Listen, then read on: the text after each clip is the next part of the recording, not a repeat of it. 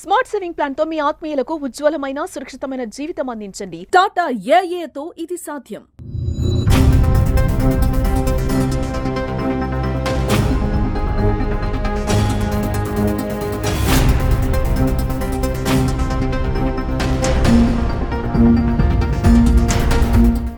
నమస్తే, welcome to Suman TV.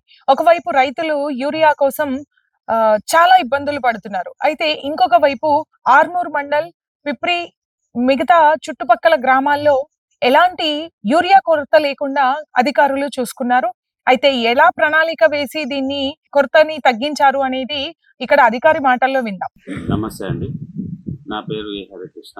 నేను మండల వ్యవసాయ అధికారి ఆర్మూర్ మండలానికి బాధ్యత వహిస్తున్నాను. అయితే సుమన్ టీవీ వారు మమ్మల్ని వివరణ కోరగా చెప్పేది ఏంటంటే, మన దగ్గర ఆలూరు మండలం నుంచి వీడిపడ్డ తర్వాత మొత్తం 24,250 ఎకరాలలో పంటలు సాగు అవడం జరుగుతుంది. దానికి గాను పసుపు, సోయాబీను, వరి, మొక్కజొన్న, కూరగాయల పంటలు, ఇతరత్ర ఆర్చిడ్స్ అన్నీ కలుపుకుంటే 24,250 ఎకరాలకు గాను మనకు 3,860 మెట్రిక్ టన్నులు యూరియా అవసరం పడుతుందని ముందుగానే అంచనా వేసుకోవడం జరిగింది. దానికి గాను ప్రణాళికగా పెద్ద రైతులు ఎవరైతే ఉన్నారో వాళ్లకు మిడ్ మేలో కానీ జూన్లో కానీ కొద్దిగా యూరియా అవైలబిలిటీ ఉన్నప్పుడు ఎక్కువ ఇచ్చేసి వాళ్ళకు అవసరాన్ని తీర్చడం జరిగింది. తర్వాత జూన్ పీక్ స్టేజ్లో వచ్చిన తర్వాత చిన్న రైతులకు మనము ఇవ్వడం జరిగింది. అందులో భాగంగా రైతులకి ప్రతి విలేజ్లో అవేర్నెస్ క్రియేట్ చేసి మొదటి దఫాగా యూరియా దుక్కులో వేసుకొని, రెండో దఫా నానో యూరియా కానీ లేకపోతే నానో డిఏపి ఇప్పుడు వచ్చినాయి కాబట్టి 2, 3వ దశలో ఇవి వాడుకోమని చెప్పడం జరిగింది. దానివల్ల మనకిప్పుడు 10% వినియోగం అనేది పెరగడం కూడా జరిగింది. ఇప్పుడు స్వతహాగా రైతులు వచ్చి 2 బస్తాల యూరియా తీసుకుంటే ఒక నానో యూరియా ఇవ్వమని అడుగుతున్నారు. దాని ద్వారా రైతులకు కూడా 90% రైతులు సంతోషంగా ఉండి నానో యూరియా వాడి వాళ్ళ పొలాలు డిఫరెన్స్ అనేది చూసింది కాబట్టి స్వచ్ఛందంగా ముందుకు వచ్చి వాడడం జరుగుతుంది. అది మేము ప్రతిరోజు ఒక కర్తవ్యంగా పెట్టుకొని ప్రతి గ్రామంలో ఇవ్వడం జరిగింది. ఇఫ్కో వాళ్ళ సౌజన్యంతో మరియు మా ఆర్మూర్ మండలంలోకి వస్తే పిప్రిలో కానీ, మంతినిలో కానీ, ఫతేపూర్లో కానీ ఇట్లా ప్రతి ఊర్లో 1, 2 డ్రోన్లు ఉండడం కూడా జరిగింది.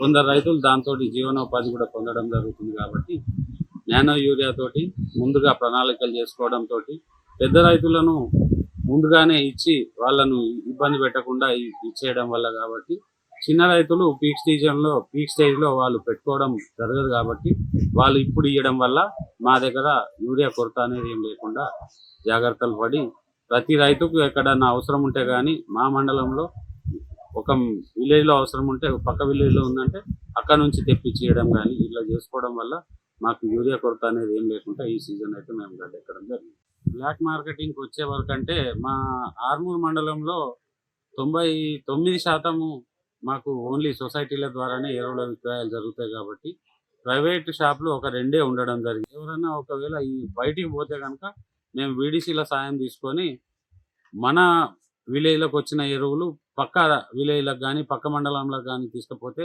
ఫైన్ వేస్తామని చెప్పడం వల్ల కూడా యూరియాలు బ్లాక్ మార్కెటింగ్కి అరికట్టడం జరిగింది. డిఓ గారు, కలెక్టర్ గారు చాలా మా కోఆపరేట్ చేసి ఇవన్నీ తీసుకోవడం వల్ల ఇబ్బంది లేకుండా గట్టెక్కింది. విన్నారు కదా తను ఎట్లా షెడ్యూల్ చేసిండు అనేది. అయితే ఇక్కడ ఇంకొకటి ఏంటంటే, ముఖ్యంగా ఈ ఆర్మూర్ ప్రాంతం అంతా అంకాపూర్ కావచ్చు, పిప్రి కావచ్చు, ఈ చుట్టుపక్కల మండలాల్లో ఏదైతే ఆరుతడి పంటలు వేస్తారో మొక్కజొన్న కావచ్చు, సోయా కావచ్చు, అంటే వరి కాకుండా ఆరుతడి పంటలన్నీ వేస్తారు. కూరగాయలు, పుదీనా, కొత్తిమీర ఇట్లాంటివన్నీ ఎక్కువగా పండిస్తుంటారు. అయితే ఇట్లాంటి ఆరుతడి పంటల వల్ల వీళ్ళకి ఎక్కువగా యూరియా అవసరం పడదు. దానికి తగ్గట్టుగా సరిపడేంత తీసుకున్నారు. అట్లాగే నానో యూరియాని వాడడం ప్రారంభించిండ్రు. సో అక్కడ దాని రిజల్ట్ ఎలా ఉంది అనేది ఈ రైతు మాటల్లో వినండి. నేను 4 ఎకరాలు సోయాబీన్ వేసినాను, అట్లాగే 2 ఎకరాలు పసుపు, మొక్కజొన్న కూడా వేసినాను. మా ఏవో సార్ చెప్పడం వల్ల నానో యూరియా వాడితే బాగుంటుందని అంటే నేను సోయాబీన్ 3 ఎకరాలకి యూరియా వేసినాను. 1 ఎకరానికి నానో యూరియా స్ప్రే చేసిన. తర్వాత వారం కానీ 10 రోజుల తర్వాత చూస్తే ఎలాంటి తేడా లేదు.